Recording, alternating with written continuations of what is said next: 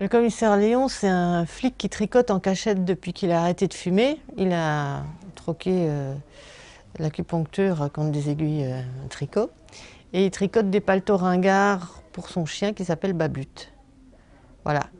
Et il est entouré d'une faune dans un commissariat assez barré aussi.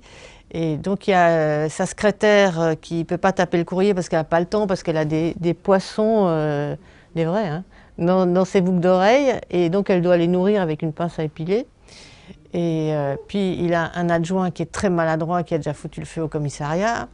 Et puis bon, il est vraiment, le pauvre, il est mal entouré. En plus, il vit chez sa mère, qui est une fan de concours. Donc elle remplit tous les feuillets possibles et imaginables pour gagner des merdouilles qu'elle revend à prix d'or à la secrétaire. Et autour de ça, donc, il y a des tas d'intrigues chaque fois, et qui se passent dans un pays différent, parce qu'il voyage quand même, Léon. Mais son quartier général, c'est à Montmartre, dans un bistrot qui s'appelle le Colibri. Alors là, c'est pas triste non plus, parce qu'il y a Rose au coin du comptoir, qui est une ancienne prostituée, qui continue à œuvrer pour ses bonnes œuvres, comme elle dit, donc pour les petits vieux du quartier. Elle continue donc à tapiner. Alors il y a Eva, le travelo-ménagère, qui surveille le linge des petits vieux à la laverie qui se trouve juste en face. Donc elle se plante au coin du comptoir et elle surveille sa machine. Elle picole évidemment.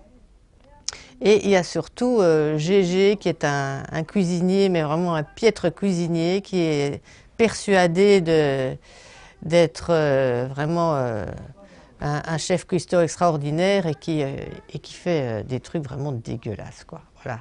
Et donc toute la clientèle est obligée de manger ces plats merdiques.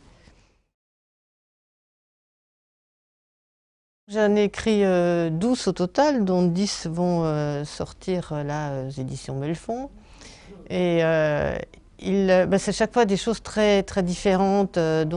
Par exemple, dans le premier, Madame Édouard, il y a une série de jeunes femmes qui ont disparu et on retrouve leur avant-bras droit coupé.